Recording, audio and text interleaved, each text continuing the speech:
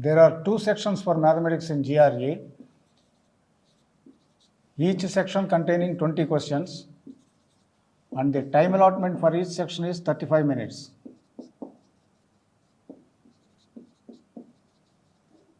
Okay, 35 minutes for 20 questions in the sense, approximately 1 minute 45 seconds for each question. But we should not utilize the entire time for all the questions. All the questions in the sense, for the questions from all the chapters. 4 chapters are there. 1, arithmetic. 2, algebra. 3, geometry. 4, data analysis.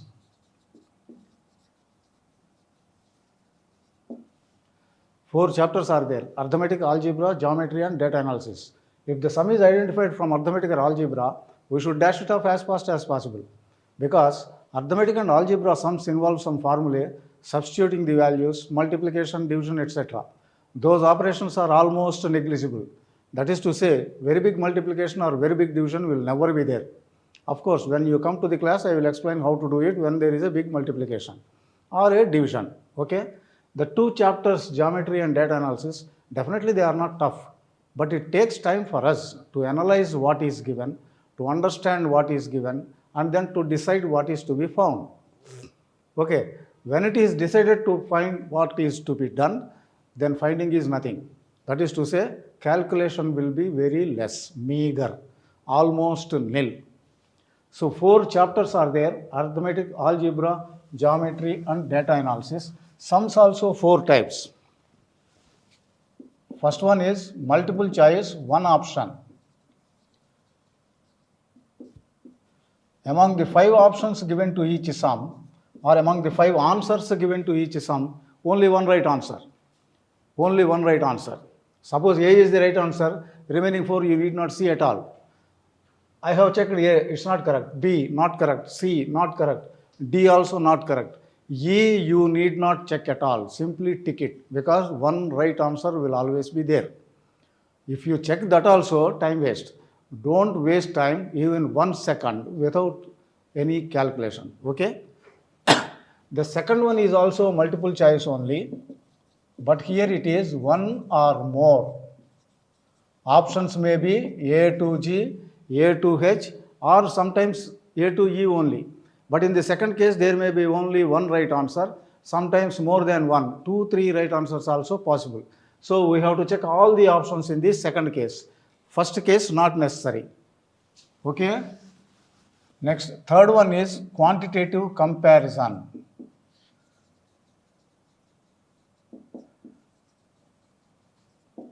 Quantitative comparison. And fourth one is numeric entry.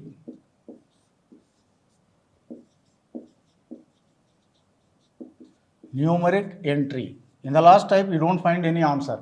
Work out the sum, put the answer in the box. That is something like fill in the blanks. These are the 4 types of questions asked. Multiple choice, one option. Multiple choice, more than one option. Quantitative comparison, and then numeric entry. These are the 4 types of questions asked.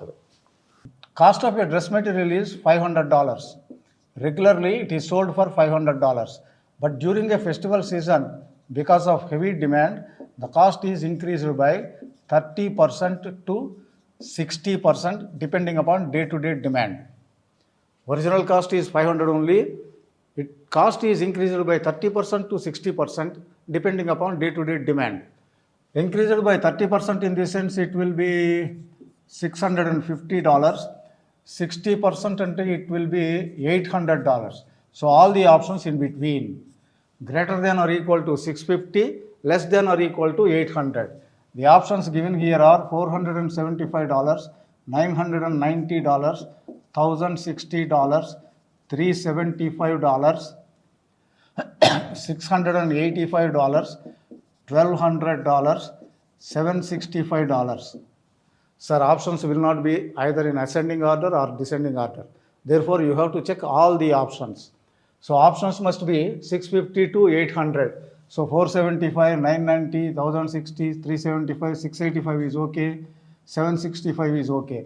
Two options are there. So I make you very clear, when two options are correct, you have to put both the two options. If you put one, you will not get half mark. Okay. If you tick 3 also, you will lose. So this is multiple choice, more than one option. Normally heading for this first question is select one answer or which of the following must be true. For the second, more than one option, which of the following could be the correct option or which of the following may possibly true. Okay, for numeric entry, no heading is necessary. When there is no answer, you will work out the sum and put it there in the box. For quantitative comparison also, he won't say anything. He won't say what is to be done. Quantity A, quantity B.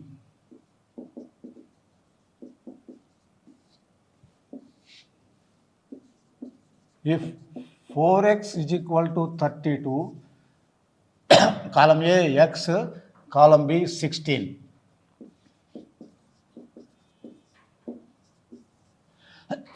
Now I will tell you a sentence which you will not find it there. You have to keep in mind only.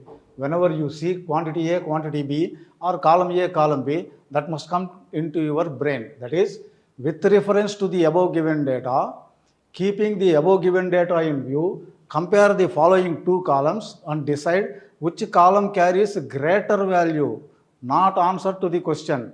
Which of the following columns carry greater value? So when 4x is equal to 32, column A is 8, column B is 16. So column B is greater. So our option is column B. The column that carries greater value, that is our option.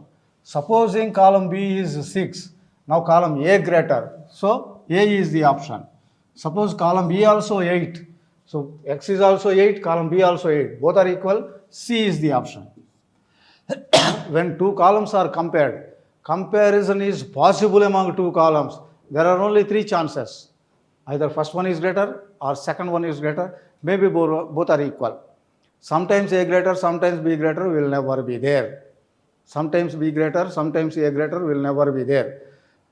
Comparison is possible only, you have to check. Sir, what is that not possible? Suppose x plus y is equal to 20. X is 10, y also 10, both are equal, C is the option. X is 17, y is 3, column A greater. X is 9, y is 11, column B greater. Just now I said sometimes A greater, sometimes B greater will not be there.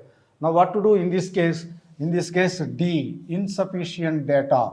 So keep in mind, insufficient data for comparison, not calculation. Insufficient data for comparison, not calculation. Say for example, cost of a shirt and pant together 1700. Which is more costly? We cannot decide. Without knowing it, we cannot decide. Moreover, x plus y is equal to 20, an equation in two variables. We require two independent equations to solve. In that case, that is D, insufficient data. Insufficient data is very important. As soon as you read the sum, you should come to a conclusion whether you will get one answer or not. In quantitative comparison sums, read the data first, analyze it properly, decide yourself you will get only one option. Then only go for calculation, otherwise time waste. Say for example, x greater than 6 and y greater than 9785. Which is greater of the two? Don't immediately jump and say y is greater. No, x greater than 6, that does not mean it is 7 or 8. Maybe 1 lakh also, 2 lakh also. More than 6 means it's not fixed. Maybe will not be there in mathematics. Fixed answers will be there. Okay. So greater than 6 means how much it is we cannot decide. Maybe 1 lakh also, you cannot say 10 or say 8 only. Less than how much is not given. So read the data first, analyze it properly, decide yourself you will get only one answer. Then only go for calculation, otherwise time waste. Sir, a simple example I tell you, I am having 100 rupee notes, 500 rupee notes and 200 rupee notes, all put together 30 total. That's all. I am not saying anything else. Now if I ask you how much money I am having, you cannot say how many 500s are there, how many 200s are there, is not clear. When you are not in a position to give a correct answer, there is no need and necessity to read what I am asking.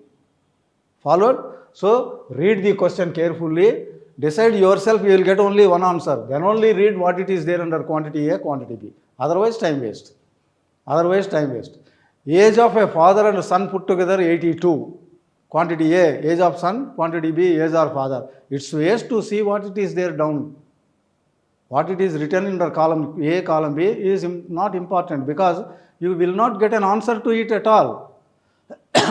So these are the questions for GRE.